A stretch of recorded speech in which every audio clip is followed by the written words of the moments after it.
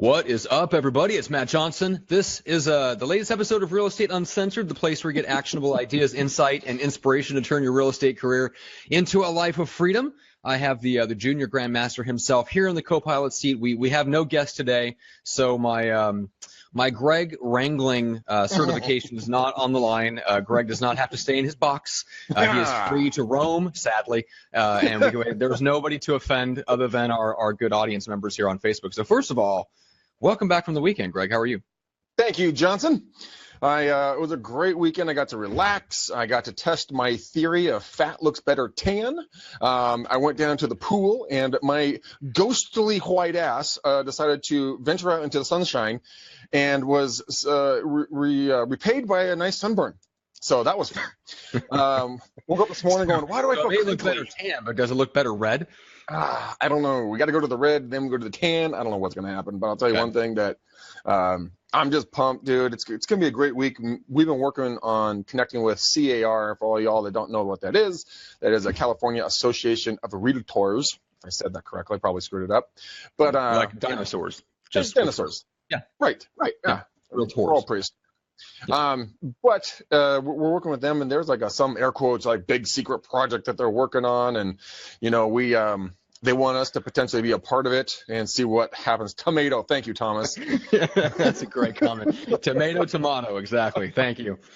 But how dare you ever insert an A into realtor? That is, Yeah, you're out of the cool kids club. I mean, if you start adding in, you know what I'm saying, that's like the George W. Bush pronunciation of nuclear. What is that? I don't think I've ever caught this one.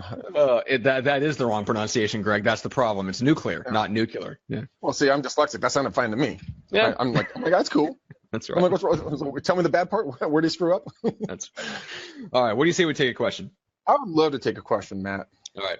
So first of all, Chris Brown taking breaks from dating Rihanna or not dating Rihanna to sell some real estate, I guess. This is in the lead gen description objections group. I was going to make a abuse joke, but I'm going to leave that one for somebody else. We'll leave that for Adam Carolla. So Chris Brown says, would anyone be kind enough to share a good script they've used in the past for following up with unrepresented buyers who have come to an open house? So, Greg, how would you follow up? This is somebody that you met at an open house. You've already asked them the question like, hey, did your agent send you, right? We talked about that script a lot where you kind of fish out whether they're working with somebody, but They've registered. You have their info. You know they're not working with an agent. How do you follow up? Ring, ring, ring, ring, ring, ring. This is when you pick up the phone, dude. Oh, I'm sorry. Go ahead. Yeah, hello. Dipshit. Well, I thought you were going to usually you role play by yourself. Sorry. It's not fun playing by myself. Okay. Right. Hi, Matt. Yeah, this is it. Hey, Matt. This is Greg McDaniel, the real estate agent that you met on Sunday at 123 Main Street. Hey, did I catch you at a good time? Yeah, sure. Hey, I appreciate you giving me your information. I just want to quickly get back with you and set up a time for us to potentially sit down and kind of talk about what you guys are looking for. Also get you, if you haven't already, to contact my lender, Casey, get the ball rolling there and getting pre-approved. Were you able to connect with him after Sunday when we met? I think we played phone tag. That's about it. Yeah. Okay. He's really good at getting back to you. So what I'm going to do is I'm going to reach out to him, make sure that he gets in touch with you. And then are you and Julie available to, maybe I can come to you or we just get on a call together so we can hammer out the details of what you guys are looking for? Because I have access to a secret MLS that these properties are not really on the market, kind of like we talked about. And since everything's moving so quick, I want to just reach out and start hunting that thing down. Is today good? Tomorrow good? What works for you and Julie? Well, I mean, I know she wants to get out and look. I know we're planning on doing some open houses again this Sunday, but yeah, I mean, as far as getting together before then, it's really not an option until at least Thursday or Friday. Thursday. Okay, actually, that worked great. I'm booked all Friday, but I can do it in the afternoon. Let's do a conference call so we all can just be wherever we are. How's that? And I'll give enough time for Casey to get your guys' documents and kind of know where we should be looking. Yeah, I'm sure that sounds great. Okay, fantastic. I'll have Casey reach out to you, and then I'll just give you a holler on Friday, and we'll go from there. Okay, cool. All right, let's break that down. So first of all, your call to action is you're putting them directly over with Casey, your lender. So your call to action is you're not trying to dangle necessarily a specific house, listings, secret MLS. Have you told them Like, have you mentioned that? Have you like dangled that carrot on the end of the stick out, like of the secret MLS Oh yeah. at the open house? So you've prepped Oh yeah. that, right? Oh, Okay. that's how I get So their you're not just information. dropping that bomb on them. No. They already know. If you notice, my verbiage in there was, "Hey guys, the secret MLS I'm aware of. Everything is moving really quickly. I want to reach out to that source really, as soon as possible, so we don't miss something." Okay. It's just a little bit of fear, that you throw in there as a dash of flavor, to kind of spike them to get moving a little bit sooner than later. Because I mean, if I didn't follow up with them, and I try to follow up with them, Matt. Here's the other thing: don't follow up with them on Monday. Follow up with them on Sunday evening. You want to get a hold of them that night. If you can get a hold of them immediately and reinforce the fact that, hey, great to meet you. Have you talked to Case? Great, I'll reach out to him. I'll make sure he gets in touch with you. So you're not sitting there just, being a dickhead and just not doing any work. You're actually hustling and grinding. You're professional. You want to make it happen. Let's do this, people. I know you want to buy a house. So that's why I try to follow up on Sunday evening. And every time I do it, man, it really is a really positive response. And people are very, very, they're not put off to the fact that I'm calling them back again. I thought for a while that they would be, but 2 years ago when I bought my Mercedes, when I went and looked at it on like a Friday afternoon or something. I woke up on Saturday morning at like 6 a.m. thinking about that damn car, right?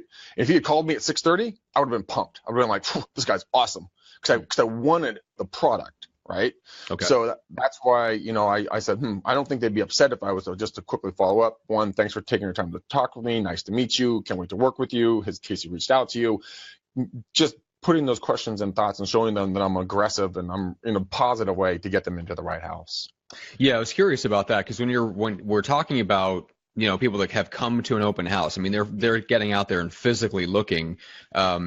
You would have already had their kind of time frame in mind, right? Have you already asked that question at that point too? So like when to be aggressive and when to kind of pull back and not push too hard as far as how quickly to get together. So if they're looking in 60 days, or they're just kind of getting out there and getting a feel for what's available, what do you do in that case? You just kind of push off the time frame a little bit and see like, hey, would you like to get together in the next week or two and see what's on the market and what's on the, what I have access to that might be off the market right now, and just kind of start that process? Do you give them that option of like kind of pushing out the time frame a little?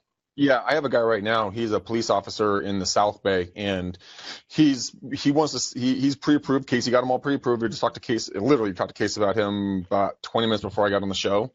And I'm going to reach out. His name's Alex. I'm going to reach out to Alex and say, hey, dude, I see you've been looking at some properties. What have you liked? Blah, blah, blah. But I'm not pushing him. Like, let's go. I'm letting him come around to the idea of when it's right for him to buy, because our market's pretty dry of product right now. So it doesn't make any sense to push him. There's nowhere to push to. But if he can see something that he likes, then all the better, right? Okay.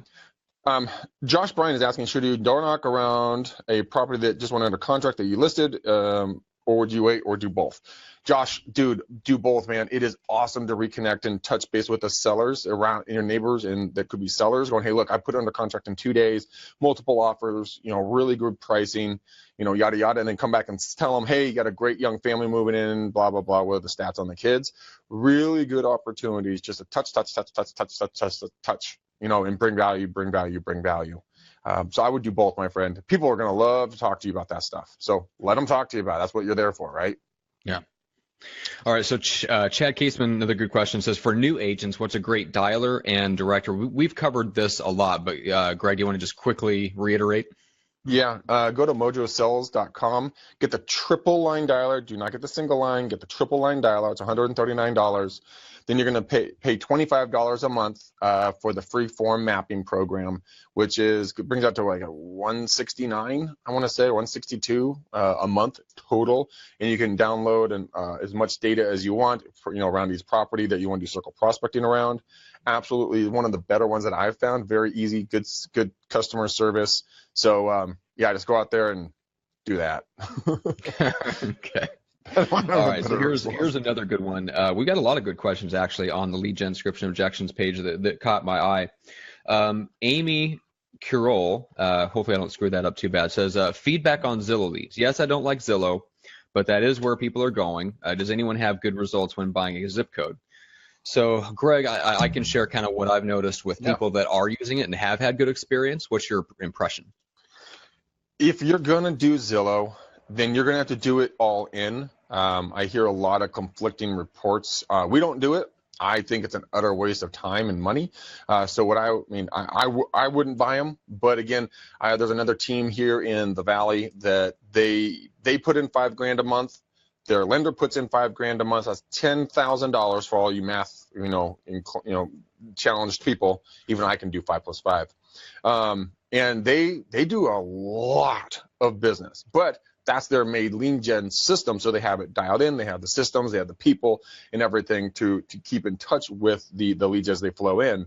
If you're a single agent and you don't have the systems or the people, don't buy it. It's like anything else on online stuff.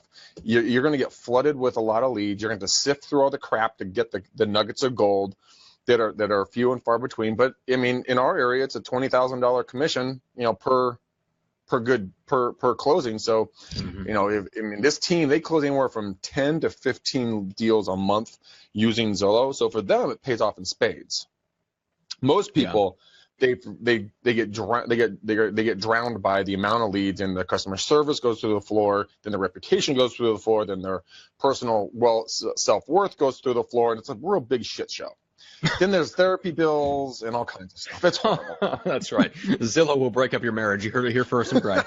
All right. So let me share what I've heard. I did an interview over on the Team Building podcast with a guy named Eric Pearson. That guy's building an incredible brokerage. I think they're at like 600 agents, and they're going to do like $1 billion in volume. I mean, it's just eye-popping numbers. Their main source of business is Zillow. One of them, right? It's Zillow and Trulia, right? So what they do is they're willing to put in the extra money that it takes to buy leads on Zillow versus, let's say, buying a lead off of Craigslist or, like from posting ads, or from buying from pay-per-click, right? And just driving traffic to your site, getting people to register and following up. So it's pretty well established from what I've heard that the Zillow leads are going to be more expensive per lead, but that they have a higher conversion rate. And that was his point, was that yes, we invest more. Yes, they're more expensive per lead, but the closing percentage is that much higher that it makes it worth it. But you have to actually follow up the leads. And so that gets into, like, our last episode, we talked to Scott Tremblay and Jeremy Jenks, right, from the Tremblay group. They talked about how their response time is 1 minute. Right, because they have people ridiculous. Just manning the phone. Right. Well, that's the key. So I mean, if you're gonna go into any lead source like that, you've got to be on it, because otherwise they're getting, 2 other people probably are getting that same lead that you are off of Zillow. Now the other agents are going to be lazy. If you're not, you will win that, even if somebody else is paying for that same lead. The other side of that is then you have to actually be able to follow up. And the guys that really do convert Zillow leads well and make it a regular part of their business, they do have that system in place where it's not just about the first call. They just relentlessly make those follow-up calls, and most of their business takes place between the 6th and the 12th call. Yeah, 80% of your business lives between the 5th and the 12th call.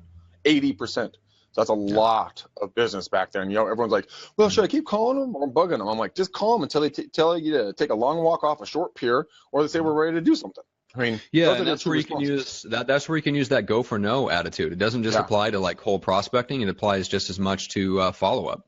Which if you're politely persistent, I mean, we all feel weird about it, but really it's just calling up and just saying, like, hey, what's going on in life? Like, how are things? How can I be of value? And just having kind of an arsenal of things in your pocket that you can bring value. Like, Greg, for you, it's things like the good guy list, and you just have this arsenal of things kind of in your hip pocket just from being in the business for so long that when you call legitimately, you can call up anyone and have a conversation about real estate, about the East Bay, and you have all this knowledge like behind here to where if they have any type of need, you already have the connections to help them. Even if it has nothing to do with real estate, if it's just contractors or lawyers or whatever they need, like you've kind of built up this repertoire of stuff that you can help them out with. So you're able to you're much better positioned than the average person to follow up well with people. Let's put it that way. No, so I know we've got a bunch of other questions to get to, but I just want to make that point.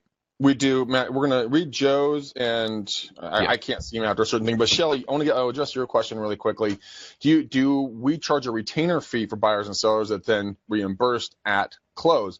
No, we do not. And the reason why, the burden of proof is on us to provide the professionalism and do what we need to do to get the home sold. So no, we do not charge anything up front that will be then put in as a repayment in at the close of escrow. Matt, have you heard of that before? I've heard yes and no. Yes and no. I think here's the deal. If you're going to do that, I think it's entirely possible. I think it potentially makes you look more professional, but you have to back it up with the right marketing, and it needs to be positioned in the right way. So if you're legitimately going to, let's say you're going to put out for a pre-appraisal and a pre-sale inspection, those are the ones that I've heard where people have a specific package.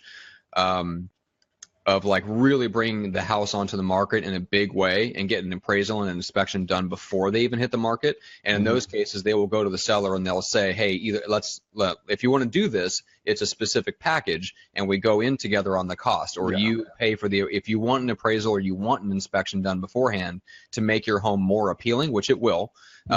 We're willing to do that, and we'll do all the work and we'll set it all up and we'll incorporate it into our process if you pay for it. That's probably a little bit better way, because then they feel like they're getting something tangible. They're not just putting money down on your services where the other people are willing to start for free. So you have to compete on another level. You cannot come in and say, I'm also an agent and I'll also do those same things here, but you have to pay me up front.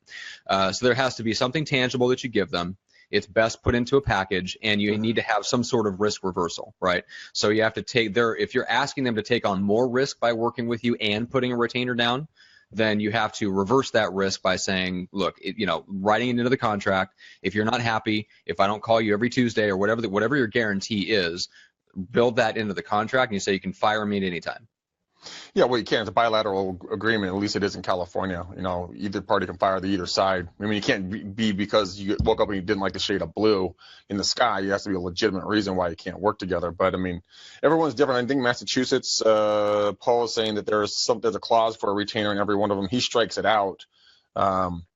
But yeah, that's interesting. We've never done it, so I mean, I guess it's kind of what's everyone's norm in their area, because all those idiosyncrasies of real estate in different submarkets, it might be the norm in certain areas, but like my area is just not the norm. Honestly, I've never heard of someone doing it here.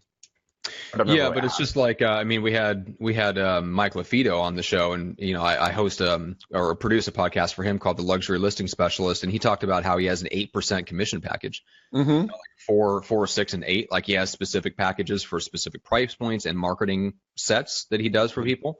So if you have something like that, I mean, the sky's the limit. You can always come up with something that you have no intention of people ever choosing it, just so that they're more likely to choose your middle option, which is what you actually want to drive them to, Which is typical negotiations 101. You go high, they go low, they come to the middle, and you come down right where you wanted to be the whole time anyways. Yep, which, exactly.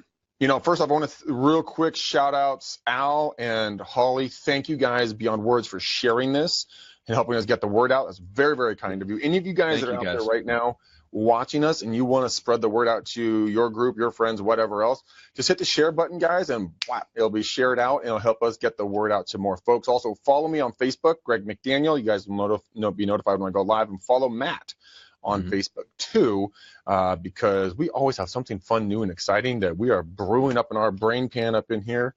And we were just talking about by the way, if Leslie ever listens to this, she's our producer. You are fucking awesome. Knuckles to you, okay? You are absolutely awesome. Yeah, and for those of you that wonder what happened to Caitlin is still with me. She actually stepped up into other responsibilities for my podcast clients, so she's kind of running the show right now behind the scenes while we reshuffle some things around with that. But anyway, so Leslie stepped in and is actually doing the behind the scenes work of producing. But Caitlin is still with us. For those of you that know Caitlin or remember us talking about her, and she did all of our graphics and she designed the logo. Like she's still here with us behind the scenes. But so let's get to that comment from Joe. It says, Greg, to remind you, I'm a brand new agent, got my license 2 months ago. First day ever cold calling last week. I set an appointment, finalized the listing today. $275 list price, very respectable price point in my area. Thank you for showing me how. So Joe, as with everything, we provide some inspiration, some insight and stuff like that, but you're the one that actually went out and made that happen. But thank you for the kind words and congratulations on the listing. Depending on your area, that's potentially a very, very good price point. I mean, there's a lot of areas where that's $100,000 over list price or the typical sale price for the area. Yeah, absolutely. And Jesse, thank you for sharing. It's freaking amazing. Thanks for the love. Yeah, it really is. And, it's absolutely my pleasure in regards to doing the calls and kind of showing people how to do this. That's what I do. That's why Matt and I do this, because we love real estate. We love this industry. We want to see everyone become better. And like Matt said, it wasn't me. It was you. You took the initiative to watch. You took the initiative to put it into action, and you got over your own fear to change your life. So to you, congratulations. Not to me, not to Matt, not to anything else. We're here as just kind of two goofy dudes on the camera. That's right. Well, speaking of which, there was Aaron put something up in the Lead Gen Scripts group today. He said, "What's your favorite part of real estate?" Which I'm curious, Greg. What is that for you? Collecting commission checks.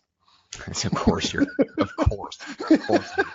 Why did I even bother to ask? Yeah, I mean, come on. Such a dick.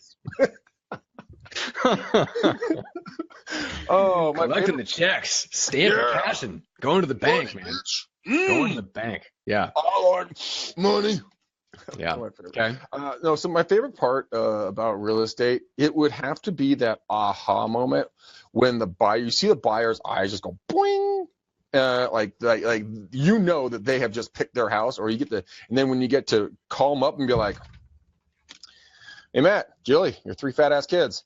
Hey, congratulations, you don't have to fall through the floor of your rental anymore. Yeah, you got the house. It's awesome." And then there's hysteria on the other end. They hyperventilate. They start, crying, and you're like, those are good tears, right? Because we did a good thing, right? I mean, I had a client of mine last year, and she and her fiance were up on a river, doing a river float. And when I was able to get a hold of them, why they had their phone in the river, I will never know the answer to that question. But they did, and she started crying and everything else. It was awesome, dude. She's like, "I can't believe this is happening," and I'm like, "I can't either." Greg, you're very verklempt. Like, ooh, man. Emotions. I don't know what to do with emotions. Oh, Misfits unite. Yeah, Joe. You know what's up. You guys got good questions. We got this stuff going today. We got so many awesome people watching, guys. Thank you beyond words for watching and hanging out with us. We have a blast, you guys obviously know, doing this, and so we love bringing the questions. So, Matt, what's our next victim on questions? Well, Jeff Coates asked, "I have an objection handler question for a $900,000 seller." Okay. This is a quote from the seller. It says, "I see the growth in Seattle, and I think the market might appreciate another 10% in the next year. So instead of listing now, I think I'm going to wait till next March." And there's a side note from Jeff on motivation. It says he has no real motivation. His wife passed away, and he was thinking about moving on to a boat or just renting in different areas. So that's kind of the backstory of this situation. So how would you handle the objection of, "Hey, I'm just going to sit tight, wait till next year. I think my house might go up in value"? I say, hey, you know what? Rock and roll, man. Let's put you on the monthly drip. Let's see if we can get you, the appreciation and bring you up another 10%. That'd be epic. You can walk away with more cash in your pocket. But if something changes, I'll be in touch once a month or so and just kind of seeing how life is. And if anything changes, let me know. We'll rock and roll and get you guys on the market. You can't pull someone out of their house. You can't do it. You can't be like just grab them by the scruff of the neck and be like, "Come here, asshole. Come, no, fight me." That's not how shit goes. All right. You can draw them out. All right. You can entice them out. But if you try to pull or push them out of a house, you're going to pull or push yourself out of a contract, because then they're going to feel pushed. Then the whole negative real estate agent thing comes back into play. It's just not, dude. We always say that we're on their time frame because we are on their time frame. When it's right for them, it's right for us. End of story. So that's how we personally handle it. And we've had people that have gotten hundreds of thousands of dollars more out of the sale of their home because they listened to us to not sell. I mean, I was doing cold calls the other day, and Terry had talked to this lady before, and I didn't know it. And she's like, "Oh, yeah, well, I talked to your father, and he said, Dad, Thanks, Dad. we're in the business of selling these things." Right. But then she explained it to me, and I turned around. I'm like, "You know what? I had the exact same advice. Don't move. You have no reason to move." And she's like, "Really? Because all these other agents are trying to push me into selling." I'm like, "Don't listen to them. They're just trying to get a commission, and they're greedy. This is your home. This is where you sell when you're ready." And she's like, "That's so nice. I'll definitely call you guys when I'm working on both." I'm like, "Okay, thank you." Yeah. Hey, Dustin, you're welcome, dude. The class was awesome this morning. Yes, that was good. The class was fantastic today. So we talked about the big why, big, hairy, audacious goals, how your big why ties into whether you're willing to pick up the phone or not, some of the fears that hold people back as far as taking value and feeling like they're not bringing value on the phone. We talked about a bunch of stuff on the class today. So that was the first edition of this month's Rockstar Prospecting. But I did want to present just a quick argument to yours, all about doing what's best for the client, right? Right. Greg, you're all about that. I am also all about that. And here's why I say this. the current economic situation that we're in is unsustainable. Now, whether you believe it's a full-blown housing bubble, whether you believe it's a tech bubble, whatever, there is a bubble in the American economy somewhere that's propping up real estate values, and it's causing, Snapchat IPO. There's a lot of things that are going on that are unsustainable. It's only a matter of time until something happens. There's going to be a correction. So because I personally believe that, if I encountered that objection from that guy, I would just say, look, I understand that, and under normal circumstances, you don't have a compelling reason to move. But if you're waiting, and if you want to move and you're waiting, thinking the economy is just going to keep plowing along for the next year and everything's going to be hunky-dory and it's going to go up another 10%, you're taking a major risk, right?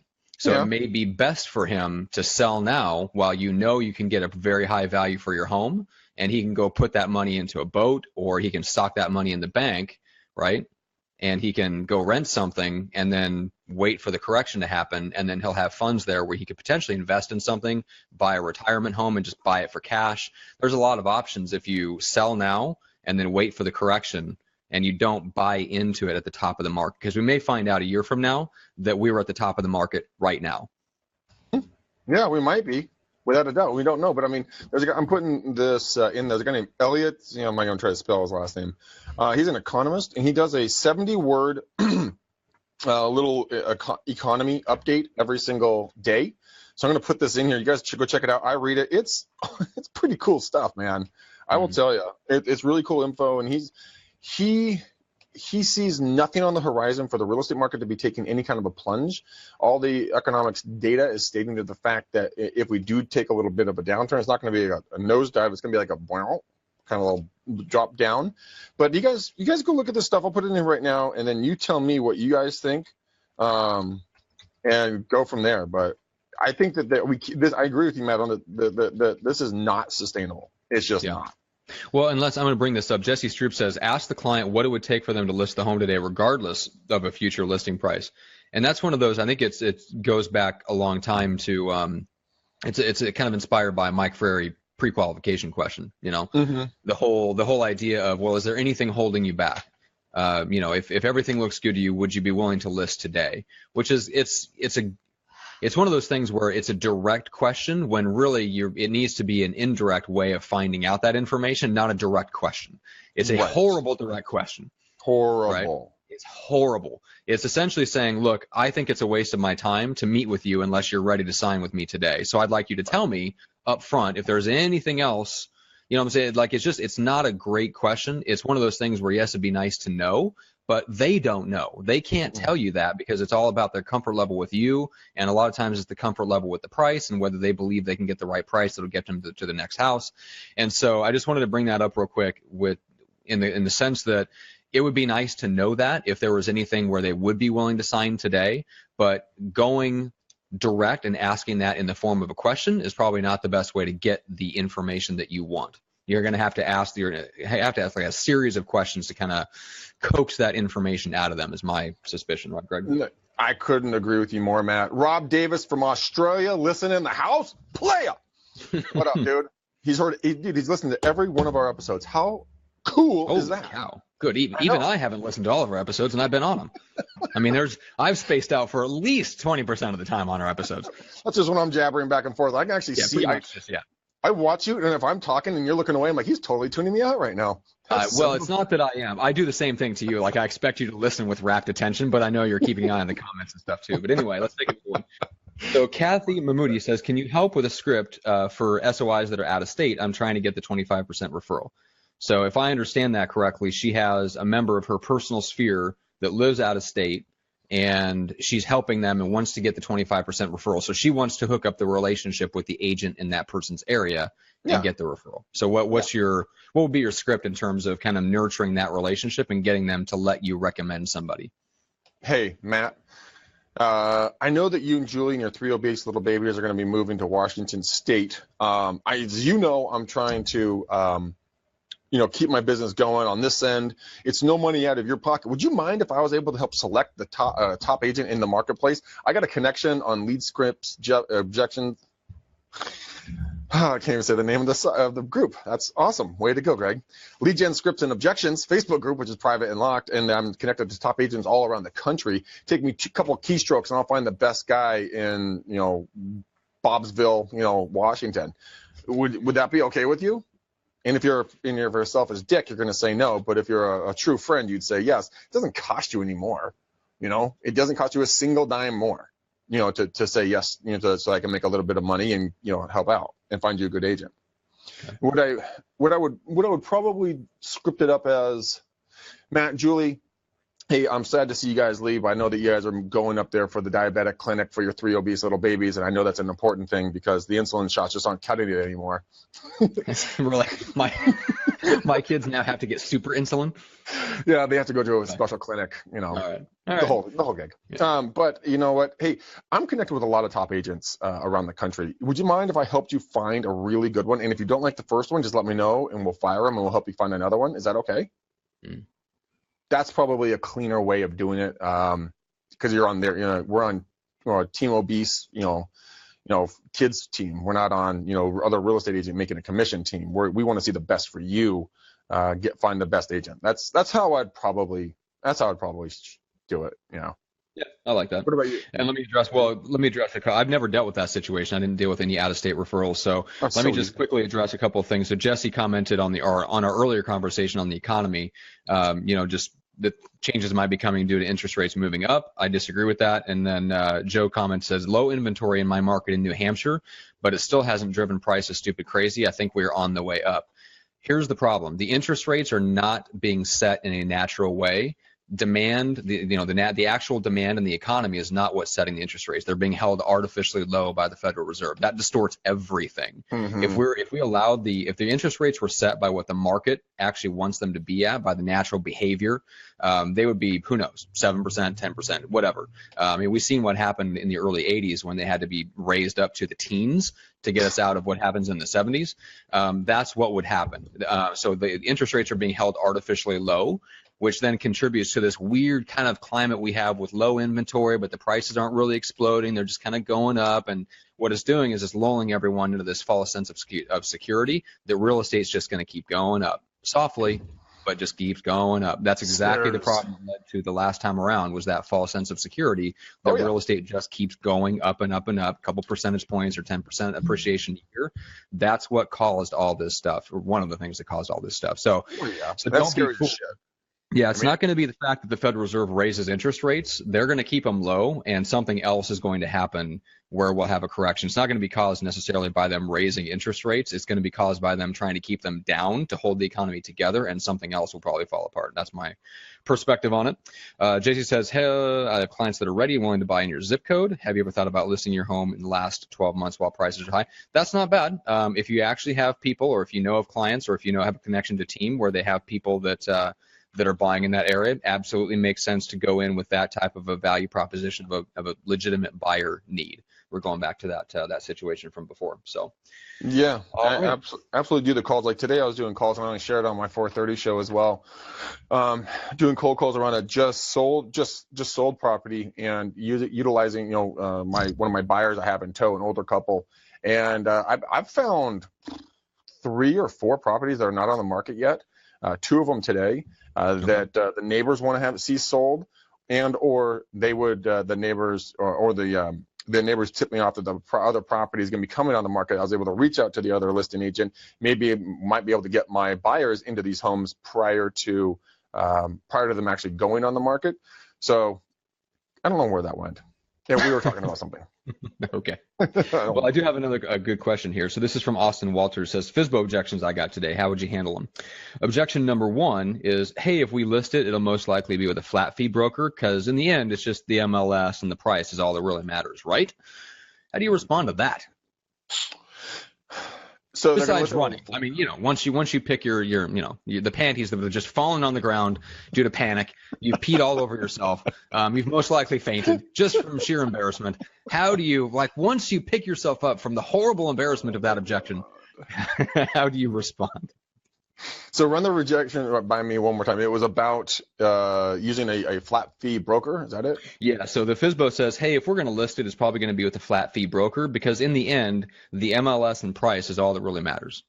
That's Well, I their belief. mean, well, it's interesting. I mean, according to the National Association of Realtors, it has been cited that you get what you pay for, and I'm glad that you're going to look at working with a real estate agent.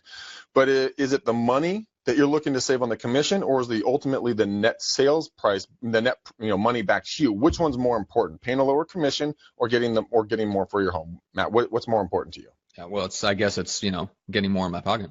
Okay, so if you're saying the commission isn't actually the issue, but getting the highest price for your home is, let me sit down and let me show you what I can do to help you get that highest price. Let me show you my testimonials.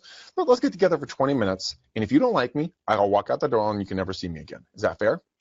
Hmm. Dude, then it's up to you to get your ass in that door. You just did. Then now you gotta show what you're made of and what you can do for that homeowner, because Yes. they're gonna talk to some agent. You might as well have the opportunity to throw your hat in the ring to see if you can get hired by them. Build a relationship, show value. One of my favorite things to do, guys, is I'm starting to do it with mine. I've talked about it for fucking years and I still didn't do it. I don't know why. But I go to Zillow. I go to The bar. Yeah, go to the bar and drink heavily before the listing appointment. Slurring is Hey, that's always a great plus. strategy. I mean, talk about staying loose. Gotta stay loose for that listing presentation. So this is my second. You're my first. Let's talk about the house. Mhm. No, I go to Facebook and I'll create an ad, a fake ad, running demographics and what I know about the area, what the people look like, the kids, ethnicities, jobs, so on and so forth. And I'll build a fake profile for them so that I can go back and say, from the data that I've run, I know that I can run a Facebook ad into the area, and there's about 6,291 people that are highly likely in a 25-mile radius of this property, because that's where we see a lot of the buyers come from, is from the local area coming over this way for better prices and better weather. So I already know there's a little over almost 7,000 people that I can market to right now with your home. Would that be of help for you if we could get on the ball right away? So, I mean, the people, and if you have already done, forward work for them and you haven't even got the listing agreement yet, dude, they're gonna respect that. I mean, and if you don't get it, ask them why, and become better and become better and become better and become better until you can refine this down. We talk about this in the Rockstar prospecting classes about videotaping yourself, watching yourself, becoming better with yourself, because your tonality and your physical posture might be either, you might be showcasing to the fact that, you're not, confident, or maybe you just suck, and you just need to get that off, and you need to, what the fuck does happen? Reset your body language and your attitude. Yeah, reset your body and your attitude. Absolutely. Well, let me throw out another perspective, but I want to point out a little bit, like Greg, you kind of threw this out, that like a marketing tactic, because I think that really is the angle that agents should take when they run up against an objection like that. Because what that is in the mind of the seller is they don't believe that you can market the home to get a higher price than the price they would just throw out there on the MLS. Mm-hmm. So the way that I would probably approach that is to ask a question first, which would be like, well, Mr. Seller, would you like to sell? I completely understand why you feel that way. Discount brokerages obviously have, an appeal because you know exactly what you're going to pay going in. Set. Love that. It's great. What I found is that homes can sell, the same home can sell at 3 different price ranges. You can sell right in the sweet spot. You can sell towards the lower end of the market or towards the higher end of the market for that specific type of home. And the marketing has a big effect on which of those 3 ranges. So if you just throw it up on the MLS, you're absolutely right. It can sell on the lower end of the price range. Mm-hmm. So my question to you is that what you would like to do? Would you like to sell your home on the lower end of the price range for homes like yours? I like that. Now, most likely the answer to that is going to be no. Now, if they need to get out of town quick and it doesn't matter, then they say yes, great, whatever, move on from there. But most likely they're going to say no. So then the question becomes, okay, well, the difference that I found between selling at the low end versus the sweet spot or the high end is the marketing that goes into the property. And there's some of those things that I can do, and then there's some of those things that you can do in terms of how the house is presented, the upgrades that you've done or could do, and things like that. So what I'd really like to do is sit down and let's go through some of the things that you've done, like the upgrades to the home, or some of the things that you could do to make the house even more marketable and more presentable. And then I can show you some of the things that I'll do, like specific Facebook marketing to buyer profiles that I think will buy your home. And I can actually show you the difference between what an agent can do to market the property so that it sells in the middle or the high end and not the low end if you just threw it up on the MLS. Yeah, throwing up on the MLS is, I had a guy, we went out and we interviewed to sell his property. Unfortunately, we didn't get it because he didn't tell me he was talking to other agents, dick. But he asked me the pricing question, what am I going to do to market the home? And I went through the whole laundry list of what we do. And he's like, oh, okay, because the last time my agent just kind of put it up on the MLS and went on vacation for 2 weeks. I'm like, oh, did it sell? He's like, nope, that's how you launch a home onto the market. Throw it up on the MLS and get out of Dodge. Yeah, it's like throwing shit against the wall. All right. That's the 2-stage agent checklist. Put on MLS, leave town, check and check. and then don't bring the computer and don't be anywhere near Wi-Fi to answer all the inbound questions and then hand down contracts. Douchebags. David Upchurch. Always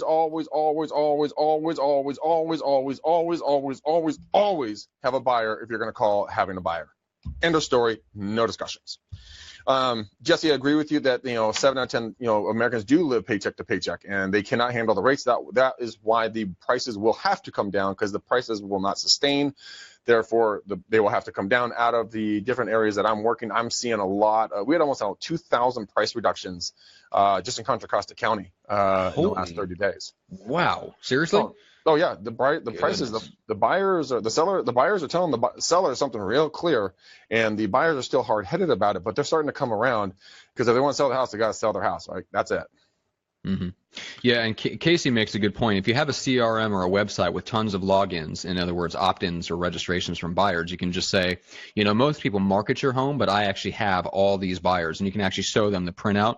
That's absolutely true. Mm-hmm. That also goes for if you are a member of a team. That's a great way to separate yourself. You can say, look, we have a database of X number of buyers. You could throw out, this many people are actively looking in the area to buy within the next 30 to 90 days if they find the right home.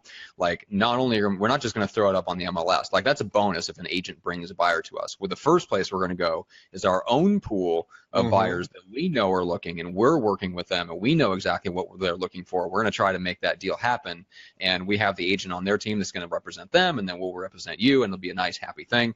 And if some other agent happens to see the home on the MLS and brings the perfect buyer, then so be it. But we're going to do everything we can to bring them ourselves. So that is a great point. You can absolutely do that. That's a great competitive advantage. There's a lot of things that you can do to kind of separate yourself with the quality of your marketing to make it extremely obvious that you are way better than a discount broker. We all know that. The question is, can you articulate it in a way that the sellers can understand? Yeah, because I think the mass majority of the public honestly just thinks that we're just monkeys that open up doors, a door monkey, click, open the door. Sadly, that's true most of the time, because not our listeners. Not our listeners. Not our listeners. Not our listeners. No. They've evolved to human door openers, not monkey door openers. It's a much natural progression. They've evolved. Yeah. All right. So we've got a couple of the same version of the question. So I'm going to cover. Austin, I believe, asked a form of this question, and then Jana Lee asked a version of this question. So Jana says, looking for a good script when a buyer has a close family or friend who's an agent, and they're worried about ruining the relationship if you don't use them. Okay. Do they live in the area or not in the area? Let's assume they do. That her question does not specify. I do not fuck with family members as real estate agents, because you will lose that battle every time. Because Thanksgiving is going to be real awkward. All right. If, Matt and Julie were he's my brother-in-law, and Julie was my sister, and Matt, decided to use, Bob over at Remax. Fucking Bob, always stealing my shit. That's right. Bob at Remax. How dare you? Fucking Bob. Right. But at Thanksgiving, like, oh, hey guys, what's new with you? Oh, we just got done, redecorating our new house. The fuck you mean new house? Huh? Oh yeah, we bought a home. What? Now, granted, this happens to agents all the time because they're horrible at keeping in touch with their sphere, but do you want to be the agent on the other side of that? So I get that. No. So, all right. So your first question, here's my Greg, is script. do they live in the area, right? So let's say they don't live in the area. I don't fuck with it if they live in the area just because I got other shit. But you are going to ask. Of course. I mean, so this is the script. Matt, you be the homeowner saying that you have a family member in the business. So go. Sure. All right. Greg, I've got, I think my wife's brother-in-law or something like that is in the business. So we probably need to check with him first. We might have to work with him just to kind of keep, how Thanksgiving is. Oh, yeah, totally, man. Too much food and sometimes too much booze, but it's always good to see family, and I respect it. I mean, I would be totally bummed if my brother or sister used someone else. But let me ask you a quick question. Are they here in the area, in the local area where you guys going to be buying, or are they out of the area or something? No, they're they're about an hour away. They're not really in the area, Okay, so, and I'm not knocking them, but do they know what do they know the market, in depthly? Do they know the idiosyncrasies of one street versus another street, kind of like my team does? And the reason why I'm asking is this: to keep good and fair relations between the family, this is what I would propose. Why don't our team pay your brother-in-law, your sister's brother, a 25% referral fee just for being blood? And we'll represent your interests here because we know the area inside and out, and we even know what some people have for dinner on some streets because we know it so well. I mean, would that be fair? I mean, then he gets a little bit of money, you get the best representation, and he wouldn't have to drive up and down an hour each way. It's 2 hours. He could probably be working with clients in his local marketplace, putting some extra, coin in his bank account. I mean, what do you think? It's a possibility. I obviously didn't know that was even possible. So I would have to talk to my wife about it and see if that would be kind of a happy medium, I guess. But yeah, I mean, I'm open to it. I'm not too crazy about, my wife's brother and sister, like knowing all of our financial details. So if I can get out of that and still not have somebody that wants to throw a beer bottle at me when we come over for Christmas, then I'm good with that. Well, I think that happens anyways with brother-in-laws. But anyways, yeah. Actually, I do have those games of cornhole get out of hand sometimes. My brother-in-law, seriously, my brother-in-law is like one of the best guys my sister could have ever married. So, yeah. And he's also ridiculously good at the redneck games such as cornhole, in which he fools all of us. So. That's hilarious. All right, so let's handle it. Could you do the same thing if they're in the area? Could you like massage it and just say, I know, Greg, you're probably not. You wouldn't go that far, would you? I wouldn't. I would. Here's the deal. I would. Okay, so not because I'm a dick, which what I'm saying. Yeah, role play this with me, Greg. Are you sure about that last comment? I may be a dick, but go ahead. Well, Matt. My sister. We'll do the same thing. My sister's brother is. I think he's with Remax. His name's Bob. Mm-hmm. Fucking Bob, dude. That guy. That guy again, man. Bob with Remax, great guy. So yeah, I think my sister's brother Bob over at Remax, I think he might represent us. He's been here in the general area for a while. Oh, gotcha. Yeah. So where's he based out of? Do you know? He's based out of. I'll push him out a little bit. He's based out of Brentwood, which is like 45 minutes east of me. So it's not really the local area, but it could be the local area, right? Gotcha. So he's kind of in the general space, but doesn't really necessarily work the neighborhoods where you're looking to go, but he's close by. Yeah. He's uncomfortably close, but yes. He's uncomfortably close. All right, I got you. In-laws are fun. All right, so here's what I would propose. So this is the major concern that I run into, that I hear from people when they're thinking about working with like friends and family, is you love the relationship and you love the trust, right?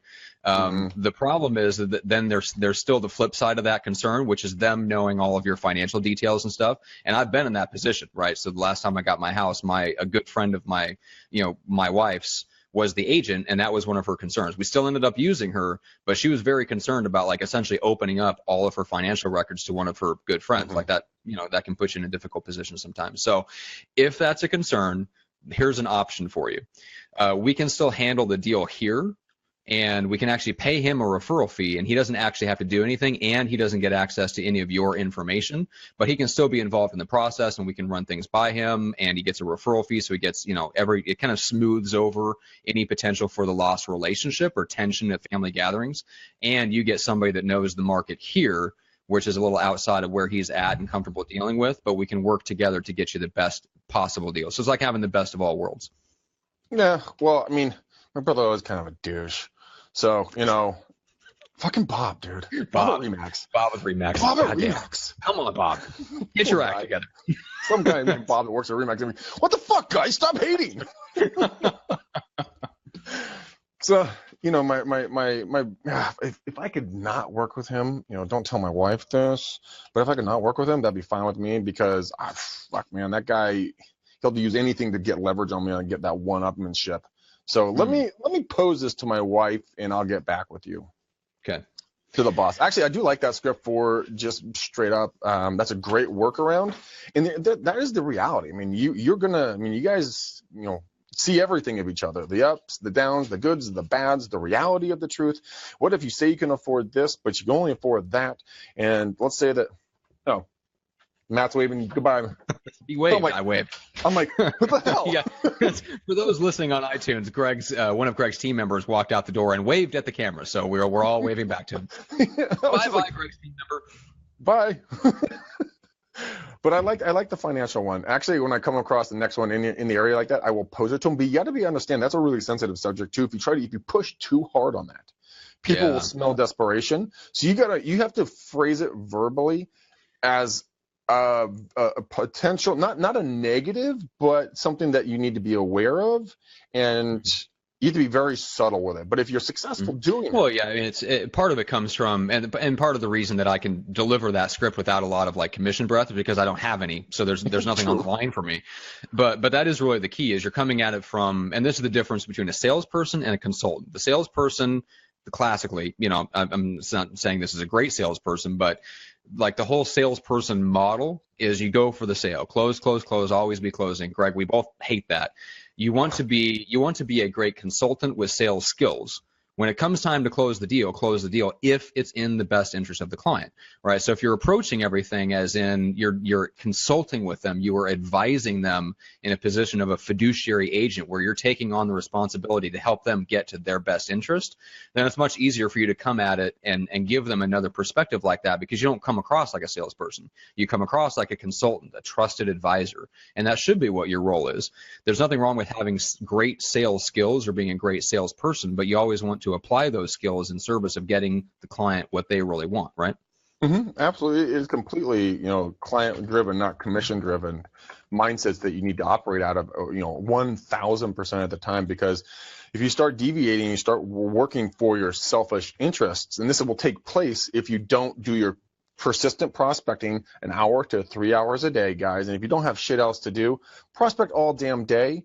All right, what else are you going to do besides waste time on Facebook and your coworkers? Yes, Matt. But Tony has a great question. How do I overcome my anxiety to go door knocking? I've lived in 3 states in 3 separate homes, and never has anyone knocked on my door. But I see people on Facebook and YouTube claim they do it all the time. Has anyone else experienced this and been able to overcome it? So you got 3 minutes, Greg. How can we address his lifelong fear? Stop being a bitch. No. All right. Thanks, Gary V. Yeah. Guys, look. You're only fearful of it because you were taught as a young child, don't go near strangers, don't trespass, and so if you're going door knocking, you're trespassing and you're potentially selling, but you're really just bringing value add to the person. So go out there with the mindset that you're out there to cure cancer, cure AIDS, cure some sort of ailment, that you have the cure for this stuff and you're here to help people, all right? You have to understand that if no one else is doing it, you have a huge opportunity to stand out from the rest of the crowd. If you're out there door knocking, walking, and talking with the service-minded mindset that you're bringing value to people, and you're not selling them, hi, here's a brand new, notepad, which I only have written on the first page, so it is brand new. Want to buy it? No, you're bringing out the information like, hey, this house right here at 456 Maple Street just went pending. I just want to come around and let you guys know it went out with 3 extra buyers, three offers on it. You got a lot of orphan buyers roaming around out here like zombies, and they're looking for a place to live in. And I just wanted to see if you guys might be thinking of selling, taking advantage of these prices, watching them just gobble you up. I like that, actually. You can make like a little flyer that has like a background of like The Walking Dead, like orphan buyers are wandering and they're looking for homes like yours. Call me. Yeah. I actually have done that on cold calls on one of my live shows. I'm like, yeah, we got a bunch of buyers wandering around out here like zombies, just looking for something to buy. And you should hear like a What did he just say? Processing zombies? What, real estate? I don't get it. Well, they don't expect an agent to cold call them that actually has a sense of humor. Very true. Like I was watching your blooper video that Walter Collins put together, and oh my God, that was one of the funniest things I've ever seen or heard, because just the way that you mess with people once they decide to tell you to go screw off. Oh my God, so funny. The one guy where you're like, well, hey, let's have a hang up contest. Who's gonna hang up first? I bet you'll win. Like, no, you hang up first. No, you hang up. It's like the opposite of star-crossed lovers, like having that hang up contest at the end, except nobody was hanging up. And then the best part was he's like, screw you. Yeah. Right, my God. So I'm putting the blooper link in right now, guys. Oh my God. Do not listen to it around children, especially the first one. You will probably pee yourself because I was laughing out loud in my office. And you'll see, guys, the very first one, you'll see Midori's reaction, but then look at my face. I just start busting up. I'm like, oh my God, that was epic. Yes. Now, just beware. Do not play this out loud in your living room. If there are kids nearby, Walter was kind enough to insert some, I would say, clips, not only just the clips of people telling Greg to F off, but the clips of, like, I think it's a Snoop Dogg song. So just be aware and listen accordingly. That's all I'm saying. Yes, absolutely. Melissa, yes, people are surprisingly nice. Mm-hmm. And you guys, if a hot day, they'll probably offer you come in the air conditioning and drink water. Cold days, come inside, warm up. They are, I mean, unless they're just having a really shitty day, they'll be cool with you.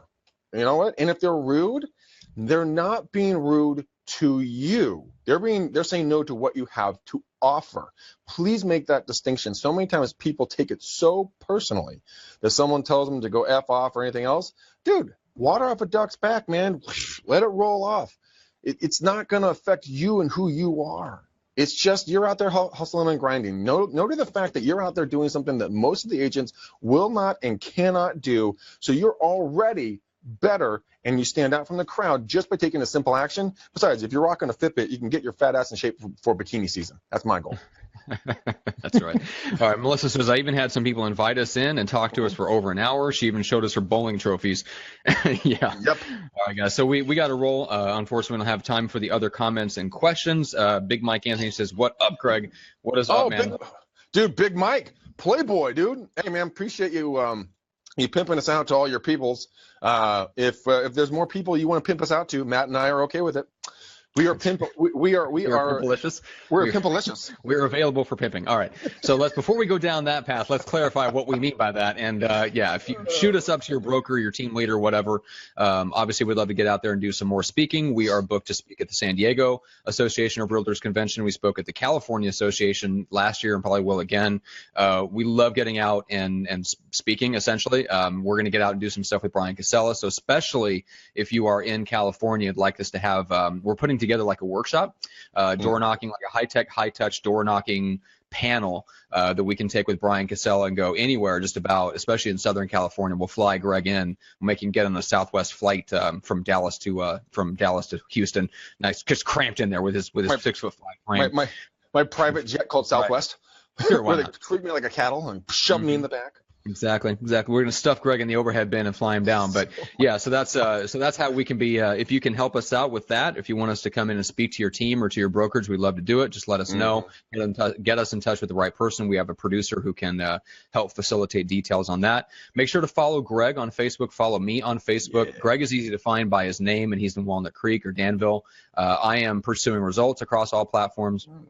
And then, guys, go to McDanielRealEstateSystems.com. That is our website. You can find Greg's favorite scripts there. You can find our farming product there. You can find past episodes of the show. There's all kinds of good stuff. We're getting ready to revamp that. We have our wonderful producer, Leslie, who's working on some killer ideas for video courses we can put together. There's the fan shop that we hardly ever talk about, where you can actually buy hats and T-shirts and all kinds of stuff with the real Are You logo on it and represent your love for the show. Greg, I'm sure, is getting one because he loves the show. Mm-hmm. I'm getting a pair of panties made for myself. Great. Don't want to know anything about that. All right, guys. Greg, you want to kick us off here? Send us off? Yeah. I'm putting the links into all this stuff. Here's the fan shop, guys. There's the McDaniel Real Estate Systems. Anyways, guys, we love you to absolute pieces. You guys are the reason why we do this. So please get our information out to other folks. But just note to the fact that Matt and I are doing this to see you guys become epically awesome. We are going to be doing a panel show. Leslie's going to be reaching out to people. If you have been on the McDaniel challenge, and you guys would like to be on a panel talking about your successes, what you learned, what you put into action, what your life looked like before, what it looked like afterwards. Not saying that I'm anything special. I'm just saying, sometimes we come up with some good ideas. We're going to be putting together a panel show down the road. And if you want to be on it, reach out to Matt on Facebook, and he will get you in touch with our producer, Leslie, and she will make it happen for you. But, Matt, besides that, I just got to say that we love these people more than anything, and we cannot wait to watch you guys grow, share their cool stories with us. That's right. All right, guys. Thank you so much. And on that note, peace out, ninjas.